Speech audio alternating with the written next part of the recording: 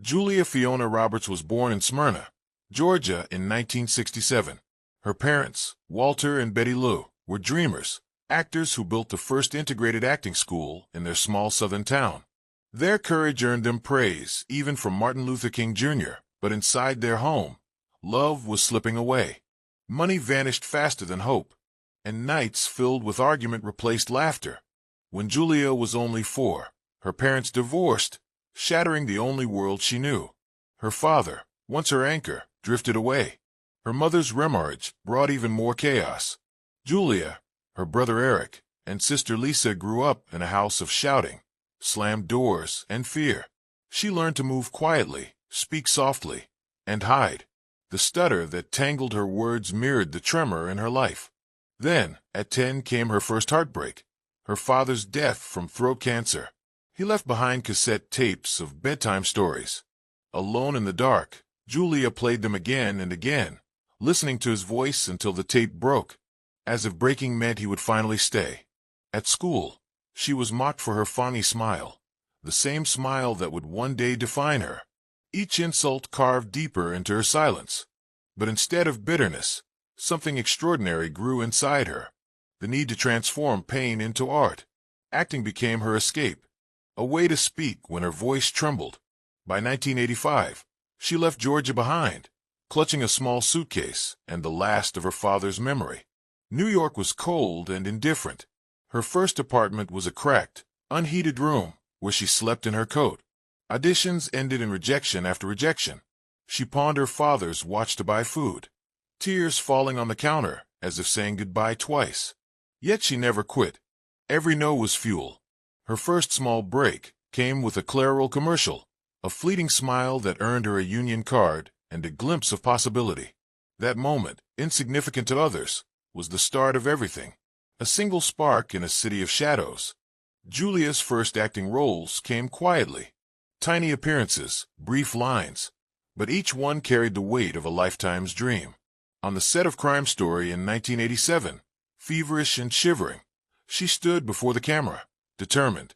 A smoke effect burned her skin, leaving small scars, marks that mirrored the invisible wounds she'd carried since childhood. She didn't flinch. Her resilience hardened. Then Mystic Pizza arrived in 1988, a small film that became her first real breakthrough. Critics noticed her, calling her a beauty with fierce energy. 1 year later came Steel Magnolias, and she poured all her sorrow into Shelby, a young woman battling illness. On set, she cried alone, doubted herself, but transformed her tears into gold. At 22, she won a Golden Globe and her first Oscar nomination. Those childhood scars, the loneliness, the hunger, they had become her superpower. Hollywood had found its newest star, but Julia had found something greater: purpose. Then came 1990 and Pretty Woman. The film that wasn't supposed to succeed became a legend. Julia, an unknown girl in cheap shoes, turned Vivian Ward into an icon. Her smile, once mocked, now lit the entire world.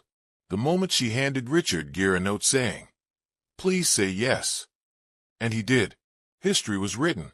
Pretty Woman earned hundreds of millions and transformed Julia Roberts into America's sweetheart. Yet fame, like fire, burns those who hold it too long. The pressure was relentless. The cameras never stopped. She could no longer walk the streets without being followed. Everyone adored her. Yet, she felt emptier than ever. "The world loves me," she once said, "but sometimes I feel like I belong to no one." The fairy tale had made her a queen, but a queen in a glass cage. In that golden cage, Julia searched desperately for love. Liam Neeson entered her life, a gentle, grounding soul who offered peace amid the noise. But like every brief calm in her story, it passed too soon. Next came Dylan McDermott, her co-star and soon fiancé. It seemed like destiny, but Hollywood love rarely survives the spotlight. Paparazzi swarmed and intimacy became spectacle. Within a year, the engagement dissolved. The heartbreak was private, but the humiliation was public. Julia, who could enchant millions on screen, was quietly losing faith in love. Her characters glowed with passion, yet behind the scenes, she was learning that love under the flash of fame often fades faster than it blooms. Still, She pressed forward, burying her pain in work. One performance after another, each mirroring her private grief. Then came the story that stunned the world. The wedding that never was. Kiefer Sutherland and Julia Roberts, Hollywood's golden couple, planned a wedding so grand it was dubbed the event of the century. Invitations were printed, flowers arranged, photographers poised. But as the day approached, Julia's silence grew heavier. She smiled through fittings, but her eyes carried distance. Rumors of Kiefer's infidelity and late-night escapades began swirling. The love that once felt destined now felt uncertain. And then 3 days before the ceremony, she walked away. The dress hung untouched. The aisle remained empty.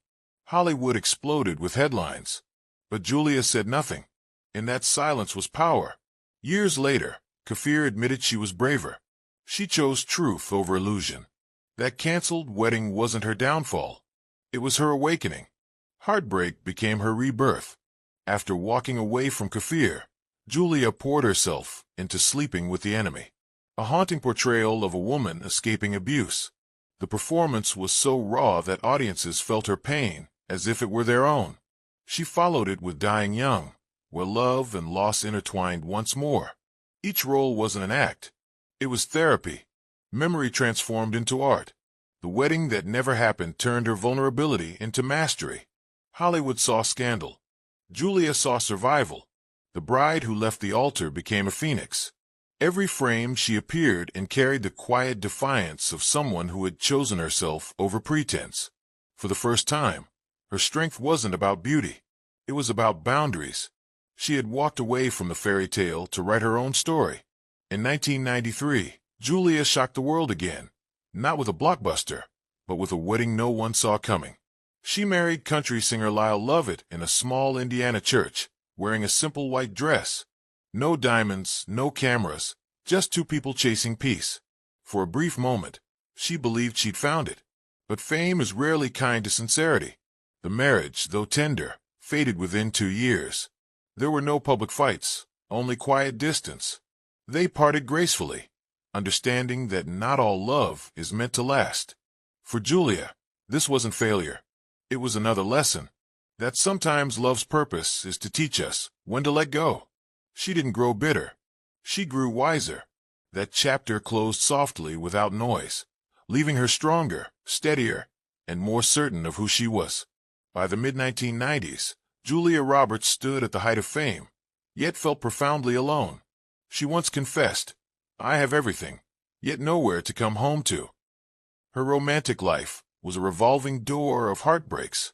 Her professional life a dizzying climb. She sought comfort not in parties or premieres, but in quiet reflection. Then fate intervened.